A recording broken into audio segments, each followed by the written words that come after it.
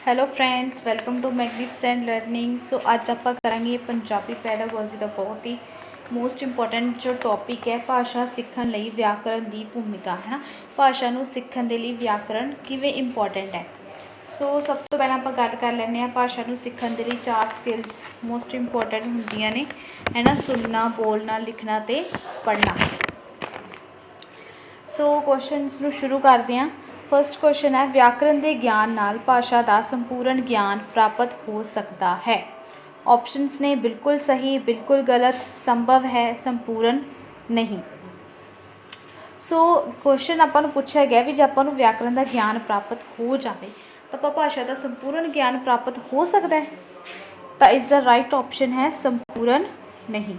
Fourth option सही है। Next question है, व्याकरण की सिक्ख्या बहुत जरूरी होंगी है जेकर मात भाषा सीखनी होवे, विदेशी भाषा सीखनी होवे, राष्ट्रीय भाषा सीखनी होवे, कोई भी भाषा सीखनी होवे, व्याकरण की सिक्ख्या बहुत जरूरी होंगी है। ठीक है, व्याकरण की सिक्ख्या बहुत जरूरी कदों होंगी है? देखो जी, मात भाषा तो आप एवं ही सीख जाने, आप व्याकरण ज़्यादा सीखते नहीं है। स्टार्टिंग के भी बच्चा जोड़ा वो व्याकरण तो नहीं सीखता है ना, लेकिन फिर भी बोलना सीख जाता है, समझना सीख जाता है अपनी गल। सो विदेशी भाषा सीखनी होवे, कोई भी फॉरन लैंग्वेज सीखनी होवे तो व्याकरण की सिक्ख्या बहुत ज़्यादा जरूरी होंगी है। क्योंकि जब मैं फॉरन लैंग्वेज इंग्लिश सीखनी होवे तो आपां नूं व्याकरण की भाषा जरूर पढ़ते हैं, व्याकरण जरूर पढ़ते हैं आपां, है ना। व्याकरण विद्यार्थियों नूं व्याकरण का ज्ञान दिता जाता है ताकि वह भाषा की शुद्ध वरतों सीख सकन, सोहनी वरतों सीख सकन, स्वै प्रगटा कर सकन, उपरोक्त कोई नहीं। सो विद्यार्थियों को व्याकरण का ज्ञान क्यों दिता जाता है ना। मोस्ट इंपोर्टेंट क्वेश्चन है, क्यों व्याकरण का ज्ञान दिता जाता है, की जरूरत है देने की, जबकि आप तो एवं व्याकरण तो बिना भी बोल लैने, समझ लैने, है ना। व्याकरण का ज्ञान इसलिए है ताकि शुद्ध वरतों हो सके भाषा की, भाषा को शुद्ध तरीके दे नाल बोलिया जाए, पढ़िया जाए तो लिखिया जाए। नैक्सट क्वेश्चन है, जिथे बोलन, लिखन, सुनन अते पढ़न का अभ्यास हो जाए उत्थे भाषा अशुद्ध हो जाती है, स्पष्ट हो जाती है, सौखी हो जाती है या शुद्ध हो जाती है। सो कहा गया है भी जिथे बोलन, लिखन, सुनन अते पढ़न का अभ्यास हो जाए, बच्चे ने बोलना भी आ गया, लिखना भी, सुनना भी तो पढ़ना भी, तो उत्थे जिहड़ी भाषा की हो जाती है शुद्ध, उत्थे भाषा शुद्ध हो जाती है। बच्चे की स्वै प्रगटा की शक्ति उत्ते व्याकरण का प्रभाव, बच्चे की स्वै प्रगटा की शक्ति, जो आप अपने आप को अपनी गल दूजे के सामने रखनी है, अपने विचारों को दूजे सामने रखना है, तो व्याकरण का प्रभाव पैंदा है, नहीं पैंदा, थोड़ा थोड़ा पैंदा है, बहुत ज़्यादा पैंदा है। सो इसका राइट ऑप्शन है नहीं पैंदा। जो आप अपनी गल दूजा अपने विचार प्रगट करने तो व्याकरण इन्नी मायने नहीं रखती, पर सिंपल जी लैंग्वेज भी दूजिਆਂ ਨੂੰ समझा सकते हैं। ठीक है, सो ज़्यादा व्याकरण के रूल्स फॉलो नहीं करते। व्याकरण के नियमों का ज्ञान इन्ना जरूरी नहीं जिन्ना उन्होंने नियमों का अभ्यास तो प्रयोग में लिया जरूरी है। बिल्कुल सही गल है, सिर्फ नियमों का ज्ञान होना ही जरूरी नहीं है, बल्कि उन्होंने अभ्यास भी आपां नूं होना चाहिए, तो उन्होंने किवें प्रैक्टिकल प्रयोग के लिया वो भी इंपॉर्टेंट है। क्योंकि नियम भाषा की बोलचाल में रुकावट पैदा करते हैं, नियम व्यक्ति के स्वै प्रगटाव में रुकावट पैदा करते हैं, नियमों को जानने वाले भी अभ्यास की कमी कारण भाषा को अशुद्ध बोलते तो लिखते हैं, उपरोक्त कोई नहीं। तो ये राइट ऑप्शन है नियमों को जानने वाले भी, यानी कि जिन्होंने नियम का ज्ञान भी हो गया ना, उन्होंने अभ्यास तो मतलब कि किया नहीं होंदा, ज़्यादा ना ही प्रयोग में लिया गया होंदा, इस करके भाषा को अशुद्ध बोलते तो अशुद्ध लिखते हैं। भाषा के बोलन ते लिखण लई किस दी लोड़ हुंदी है? व्याकरण की, भाषा दियां वनगियां दी, मनुखी धुनी अंगां दी, उपरोक्त किसी दी भी नहीं। सो भाषा के बोलन ते लिखण लई व्याकरण की जरूरत होंदी है। भाषा को बोलना तो लिखना है, मनुखी धुनी अंगां की व्याकरण की जरूरत पएगी ताकि शुद्ध लिख सकीए। हरेक भाषा के किहड़े मुख अंग हुंदे हन? धुनियां ते शब्द, शब्द ते वाक, धुनी शब्द वाक ते अर्थ, वाक ते धुनी। सो भाषा के मुख अंग पूछे गए हैं। सो मुख अंग है ने धुनी, शब्द, वाक ते अर्थ। किसी भाषा के पैदा होने नाल उस दे नाल ही असिद्धे तौर पर किस दा जन्म हुंदा है? किसी भाषा के पैदा ਹੋਣ ਨਾਲ ਉਸ ਦੇ ਨਾਲ ਹੀ ਅਸਿੱਧੇ ਤੌਰ 'ਤੇ ਕਿਸ ਦਾ ਜਨਮ ਹੁੰਦਾ ਹੈ? ਅੱਖਰਾਂ ਦਾ, ਨਿਯਮ ਵਿਧਾਨ ਦਾ, ਸ਼ਬਦਾਂ ਦਾ ਜਾਂ ਫਿਰ ਧੁਨੀਆਂ ਦਾ। ਸੋ ਰਾਈਟ ਆਪਸ਼ਨ ਹੈ ਨਿਯਮ ਵਿਧਾਨ ਦਾ।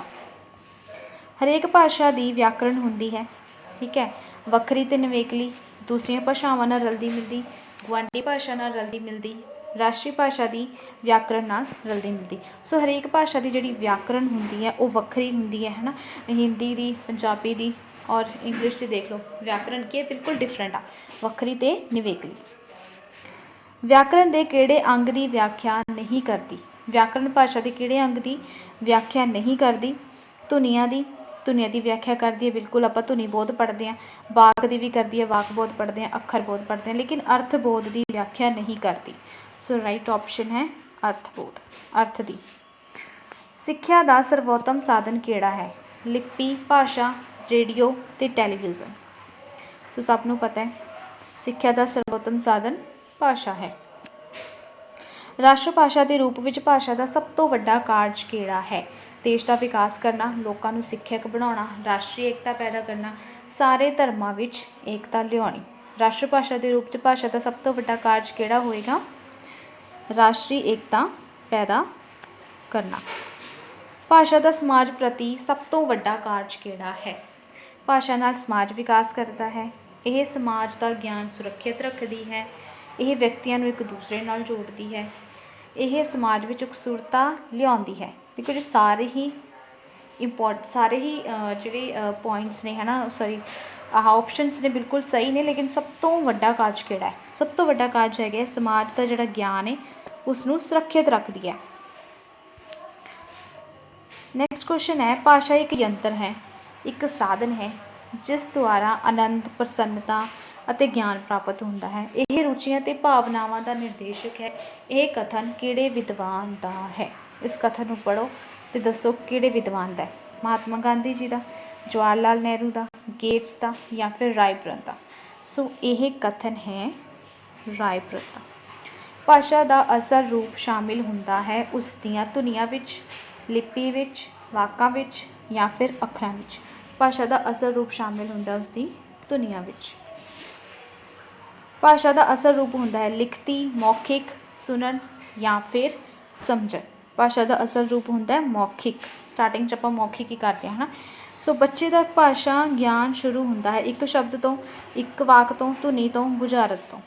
ਸੋ ਦੀ ਰਾਈਟ ਆਪਸ਼ਨ ਹੈ ਇੱਕ ਸ਼ਬਦ ਤੋਂ। ਭਾਸ਼ਾ ਦਾ ਗਿਆਨ ਸ਼ੁਰੂ ਹੁੰਦਾ ਇੱਕ ਸ਼ਬਦ ਤੋਂ।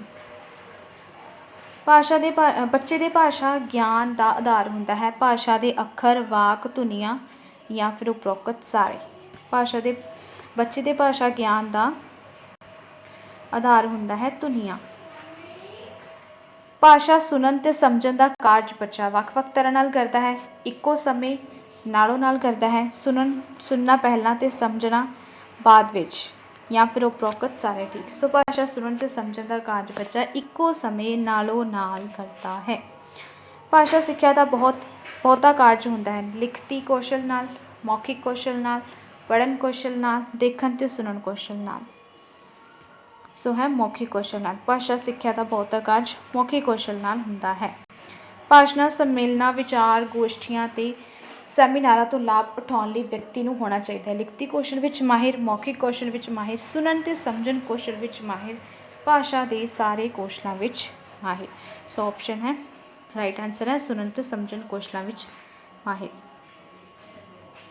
ਭਾਸ਼ਾ ਦੇ ਸੁਣਨ ਕੌਸ਼ਲ ਤੋਂ ਕੀ ਭਾਵ ਹੈ? ਭਾਸ਼ਾ ਨੂੰ ਸੁਣਨਾ, ਭਾਸ਼ਾ ਨੂੰ ਜਾਣਨਾ, ਧੁਨੀਆਂ ਸੁਣ ਕੇ ਅਤੇ ਅਰਥ ਗ੍ਰਹਿਣ ਕਰਨਾ।